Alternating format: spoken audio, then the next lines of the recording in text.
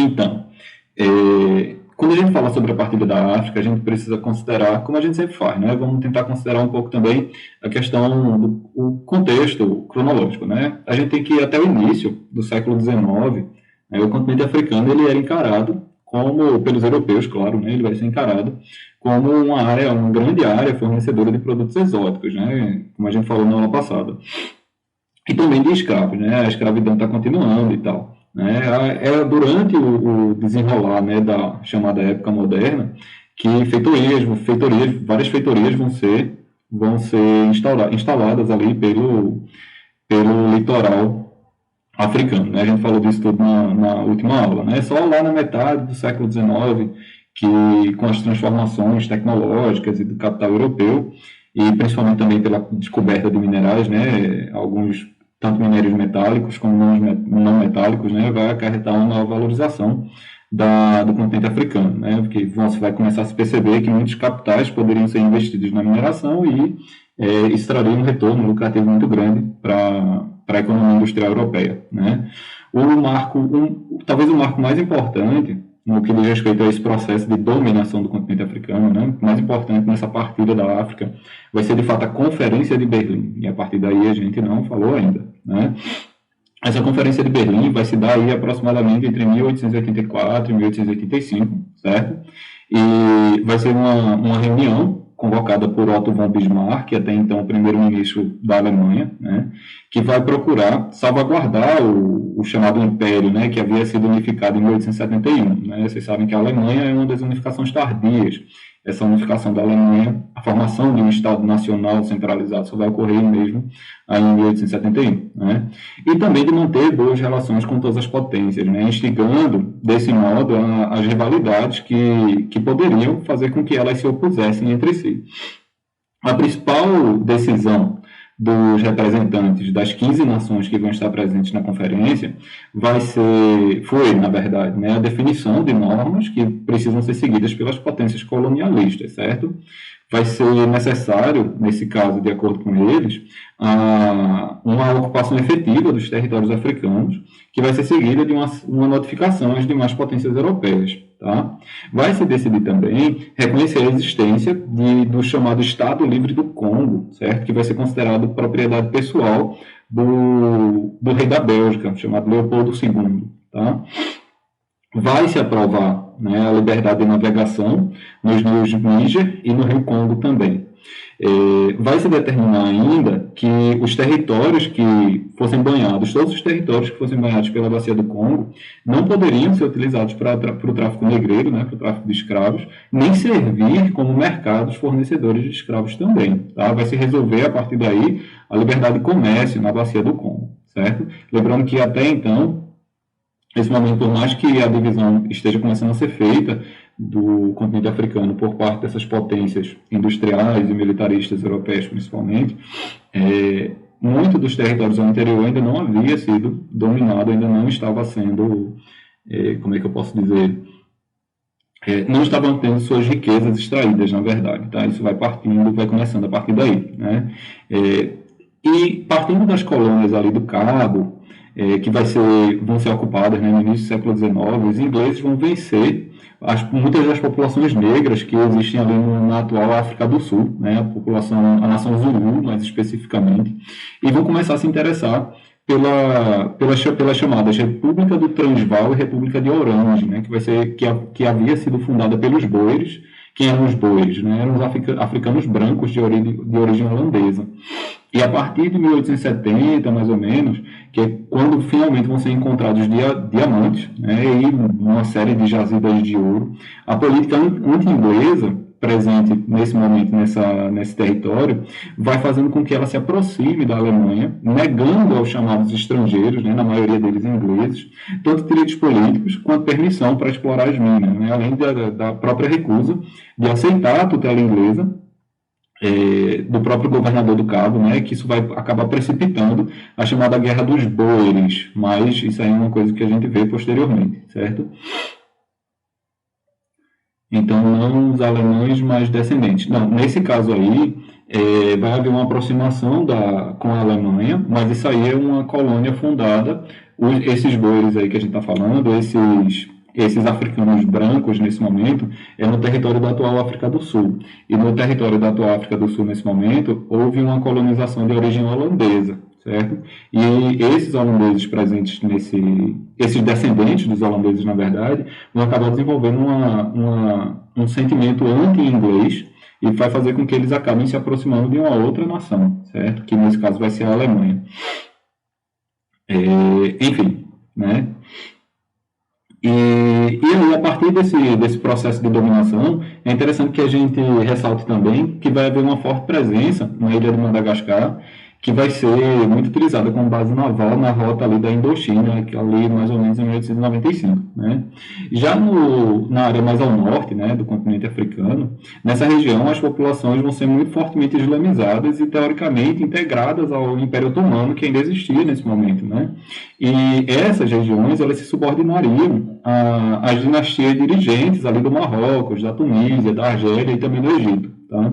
A penetração europeia, que vai ser iniciada pela França nesse território da chamada África do Norte, né? Acho que a gente pode colocar dessa forma, lembrando que a África do Norte não é como a África do Sul atualmente. Quando a gente fala da África do Sul, a gente fala de um país. A África do Norte, a gente fala de uma região. Tá? Sim, essa penetração que vai ser iniciada pela França vai começar com a conquista da Argélia ainda lá em 1830, né, e vai se completar na época de Napoleão III, em 1857. Mas essa expansão francesa vai entrar em choque com os ingleses no Egito, né, com os italianos na Tunísia e com os alemães no Marrocos. Tá? No Egito, mais especificamente, desde o início do século XIX, os franceses vão investir muitos capitais na política de modernização do país, certo? Que vai culminar com a construção do Canal de Suez, com esse Canal de Suez que vai ter seu início ali em 1869, né? Ele é data do século XIX ainda. O custo vai ser muito grande, né? E vai ser muito aumentado pelas dívidas que vão ser contraídas com a França e com a Inglaterra. Isso vai impossibilitar, né? Essa grande quantidade de dívidas, né, vai impossibilitar de pagá-las, e a maioria das ações da Companhia do Canal vão ser vendidas para a própria Inglaterra, né, que está muito interessado, obviamente, em dominar uma rota mais curta, uma rota marítima mais curta para a Índia, certo? Não as Índias, né, como eram nas navegações clássicas, né, mas para a Índia propriamente dita agora nesse momento. Mas nem assim o Egito, né, vai se salvar da falência, né, vai acabar se criando uma caixa da dívida pública que vai ser administrada tanto por agentes ingleses e franceses, né? Você vê até que ponto esse processo de dominação neocolonial chega, né? Não é só a questão da dominação mais direta, a força das armas, mas de tomar conta das instituições financeiras da nação também, certo? Essa crescente dependência, que inclusive está sendo criada aí com os estrangeiros, vai provocar uma explosão, a gente pode dizer dessa forma, né, uma explosão do nacionalismo egípcio, né? E isso vai se dar através de uma revolta mais específica, que é a revolta de Arabi Pachá, certo? Antecipando-se a França, os ingleses vão invadir o Egito, vão esmagar os revoltosos e vão estabelecer uma espécie de regime de protetorado ali em 1882, mais ou menos, né? E, em consequência disso, a França acaba sendo afastada do Egito, embora posteriormente se renunciasse definitivamente às pretensões do Egito, né, em favor dos ingleses, em troca do apoio inglês à política francesa na conquista do Marrocos, certo? Por mais que algumas nações disputem alguns territórios africanos aí nesse momento, elas também vão se apoiar para facilitar esse processo de dominação de alguns territórios africanos, certo? Na Tunísia, a Tunísia que vivia uma péssima situação financeira, né? Os governadores locais viviam uma péssima reputação financeira, e principalmente em consequência dos empréstimos que vão ser feitos à França, à Itália e à Inglaterra, vai dar aos franceses a oportunidade de proclamar um protetorado sobre esse país, tá? A Itália, que havia enviado uma série de imigrantes e investira muitos capitais na Tunísia, vai protestar muito violentamente, mas a ocupação francesa vai ser mantida, apesar disso, né? Finalmente dominada por um forte ressentimento contra os franceses, a Itália vai se aproximar da Alemanha e da Áustria-Hungria, né? Hoje em dia a gente tem a Áustria como país independente, mas nessa época era a Áustria-Hungria ainda, e formando com elas a Tríplice Aliança, ali em 1882, né? No final, o Canal de Suez fica com a Inglaterra, só muito tempo depois é que ele é devolvido para o Egito, certo? A gente vai chegar nessa parte aí pós-guerras. E aí, voltando para a conquista do Marrocos, né, pela França, é interessante que foi muito difícil, não só pela resistência das populações marroquinas, mas principalmente pelas ambições alemãs, né? O choque dos imperialismos francês e alemão no Marrocos vai gerar basicamente três graves crises internacionais que vão contribuir para provocar a Primeira Guerra Mundial. Certo? Na primeira crise marroquina, o Kaiser Guilherme II vai desembarcar na província do Tânger, onde vai pronunciar um discurso que afirmando basicamente que vai empregar todos os esforços para garantir os interesses germânicos no país, né? E que o sultão deveria exercer um governo livre, ali em 1905, iniciozinho do século XX. Mas então, o objetivo do imperador, né, além dos interesses econômicos sobre a região, era basicamente empreender uma vasta ação diplomática para quebrar o círculo de alianças e acordos que a França, pós 1890, né, vinha estabelecendo, na verdade, progressivamente. Certo? Para solucionar esse impasse, acabou se reunindo a chamada Conferência de Algeciras, onde a França vai obter uma dupla vitória. Né? A gente pode considerar assim, tanto a sua preponderância, que vai ser reconhecida na região, e seus projetos vão ser sustentados pelos outros países europeus, né, como Inglaterra, Rússia, Espanha e até mesmo a Itália, né? E isso vai evidenciar uma forma de isolamento da Alemanha nesse processo, certo? Vai ser deixado de fora dessa conferência, desses acordos. O governo alemão, por sua vez, não vai renunciar às suas pretensões e vai provocar uma segunda crise marroquina, certo? Vai se aproveitar de um incidente, né, com o cônsul alemão e da tensão criada por uma crise, na verdade, uma crise provocada no Oriente Médio entre essas nações, e vai estabelecer um acordo econômico com a França sobre o Marrocos, certo? Mas, enfim, são detalhes, certo? Só que a execução de um acordo vai se revelar meio que impraticável por conta, principalmente, da suzerania francesa, né, que vai se firmar no Marrocos, e vai tornar muito precária a penetração econômica alemã. E aí vem a terceira crise marroquina, certo? Nessa terceira crise marroquina, que vai ser conhecida como Incidente de Agadir, ali em 1911, ainda na primeira metade do século XX, certo? A Alemanha vai alegar que a França teria violado uma série de acordos anteriores e vai se gerar uma necessidade de proteger as empresas alemãs contra a revolta das tribos marroquinas. E aí Guilherme II, né, o Kaiser Guilherme II, vai enviar uma série de canhoneiros, né, ao porto marroquino. Só que graças à mediação inglesa, essa controvérsia vai ser rapidamente resolvida. Né? A Alemanha vai renunciar ao Marrocos e vai receber como compensação uma parte do Congo francês. Certo? No ano seguinte, a França vai estabelecer um protetorado sobre o país e as crises marroquinas, né, que vão aprofundar esse antagonismo franco-germânico, né, entre a França e a Alemanha, vão acabar reforçando também as ligações entre os franceses e os ingleses, certo? Mas, resumindo, a gente pode dizer que, apesar de uma série de acordos que vão ser feitos por essas nações industrializadas, né, inclusive o Império Russo está aí fazendo parte desses acordos também, mesmo que o Império Russo esteja bem atrás dessas outras nações no quesito industrialização, mas por mais que existam tentativas de acordo de divisão do território africano, elas vão entrar em choque entre si, porque muitas vezes elas vão desejar os mesmos territórios, tá? Vão desejar as mesmas regiões, seja pelas suas riquezas naturais, ou seja por conta de algumas facilidades no que diz respeito ao trânsito das suas esquadras comerciais, né? Como é o caso do Canal de Suez, no Egito, por exemplo. E aí, nesse contexto, isso acaba fazendo com que algumas nações gerem uma espécie de, como é que eu posso dizer, de sentimento de antagonismo entre si, enquanto que outras vão se aproximar, né? Vai reforçar ligações entre elas. E a gente pode dizer que começa a se criar, na verdade, um antagonismo francês contra a Alemanha, França contra a Alemanha nesse momento, tá? Ao mesmo tempo em que aproxima a França da Inglaterra, certo? Coisa que até Napoleão não era possível, né? Napoleão, enquanto líder da França, ele era um dos principais rivais do desenvolvimento inglês, certo? Mas, enfim, né? Em relação às consequências dessa colonização de uma forma mais ampla, certo? Em relação à consequência, a gente pode dizer que antes do aparecimento dos europeus, de uma forma geral, né, todos os habitantes nativos do território eram meio que economicamente autossuficientes, certo? Cada família, principalmente do território banto, ela era capaz de produzir a sua alimentação plantando e criando gado, né? Também construía as próprias cabanas e fazia a maioria das suas roupas e utensílios domésticos. Desde a vinda dos europeus, na verdade, que essa antiga autossuficiência começa a se desmoronar. Aí vocês têm um exemplo, né, de como se iniciou, né, a exploração do território africano ali em 1870, né, quando apenas as áreas mais próximas ao litoral, a não ser aí mais na região sul, né, mas as áreas mais próximas do litoral serviam como áreas de apoio, né, de primeiro contato e de primeira dominação, e ao longo do tempo, como essa dominação foi se expandindo ali em 1895, certo? Mas então, e uma vez instalados, os europeus eles vão se dedicar a organizar seus novos territórios.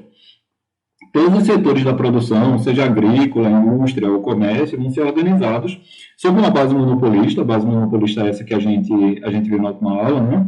E que vão ser voltados exclusivamente para a exportação, tá?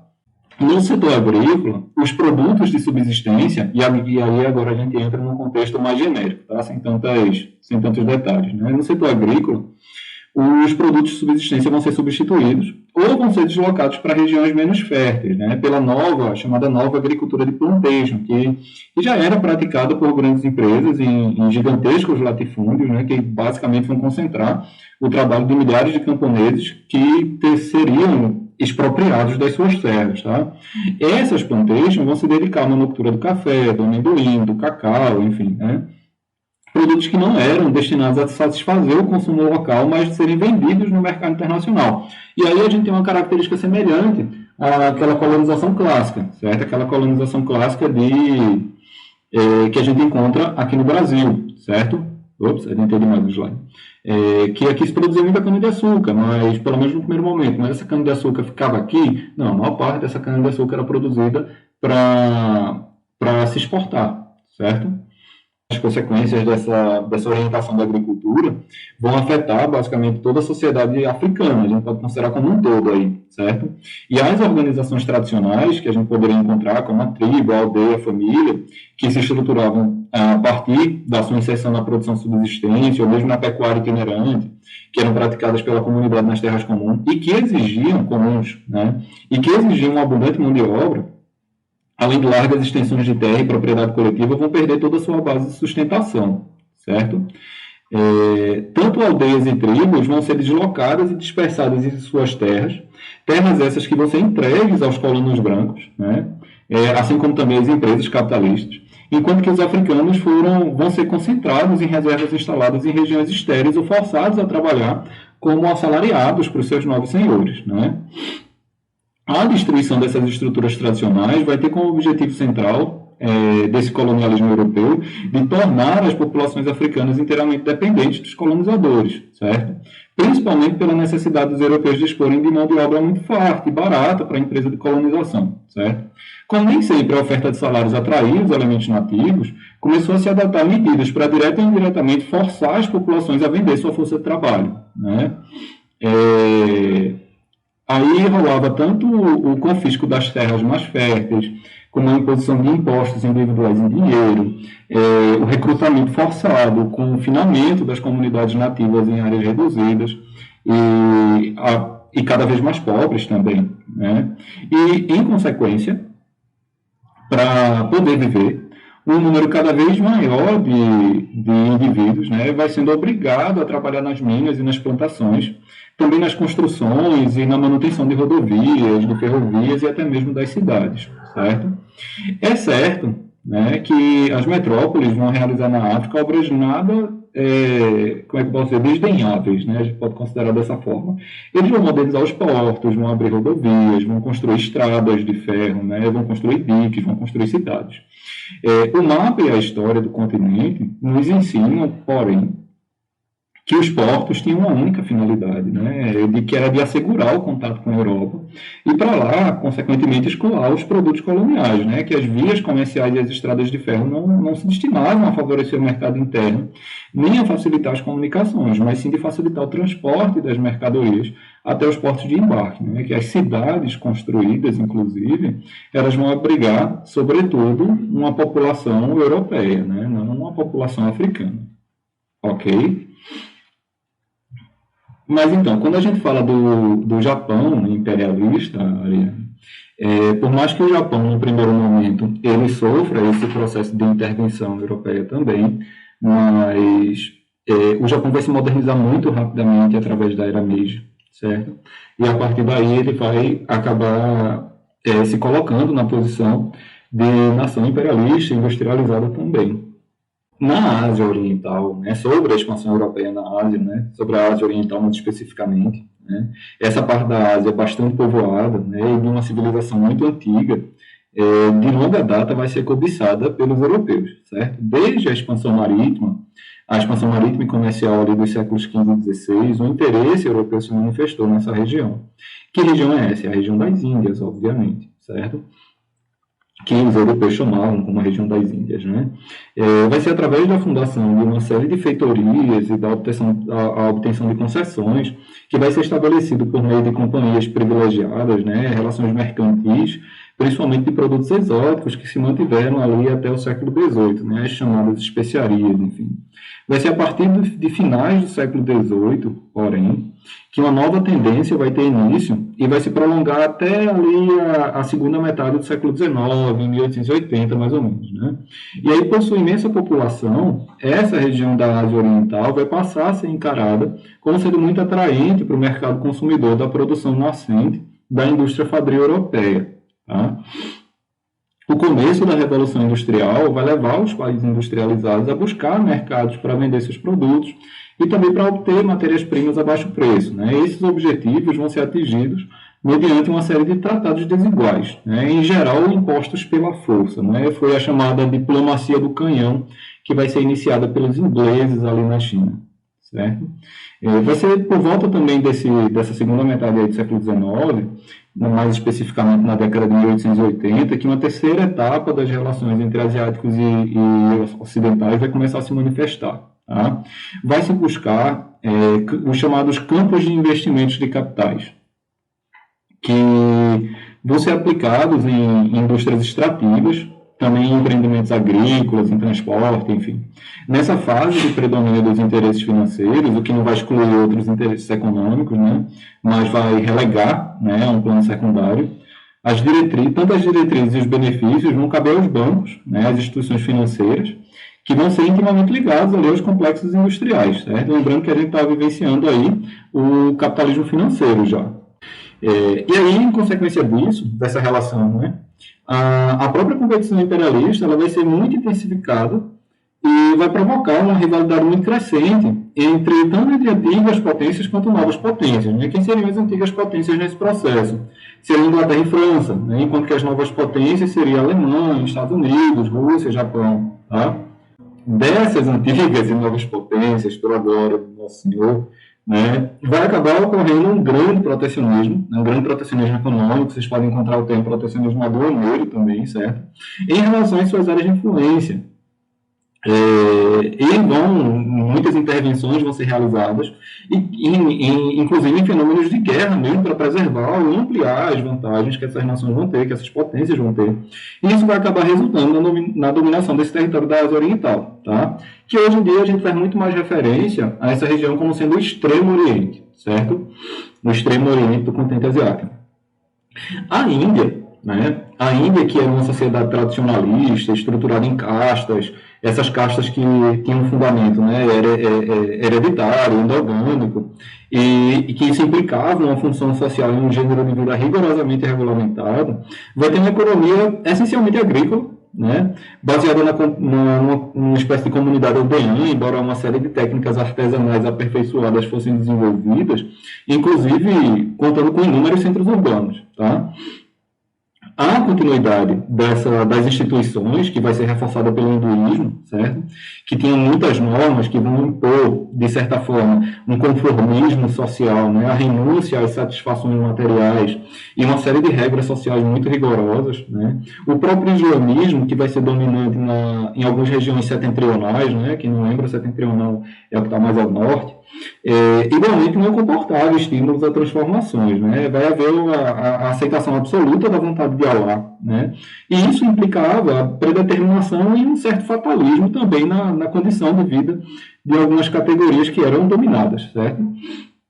A Índia vai se dividir ainda politicamente em uma série de estados que vão possuir governadores que se subordinavam ao chamado Império Mongol, né? O Império Mongol de Nova Delhi. E desde o século XVI, né, quando os portugueses vão estabelecer feitorias litorâneas, a própria ação inglesa só vai se fazer presente ali a partir do século XVII, através da Companhia das Índias Orientais, e que vai acabar obtendo, né, um monopólio do comércio indiano e vai fundar uma série de entrepostos comerciais, certo? Finalmente, superando uma espécie de concorrência francesa e a resistência nativa, a companhia vai ocupar quase todo o país no século XVIII, né, a Companhia das Índias Orientais, e vai caber a administração a um governo geral residente na cidade de Calcutá. Ok? Ops. Não, Estados Unidos e Japão ainda não. Sim.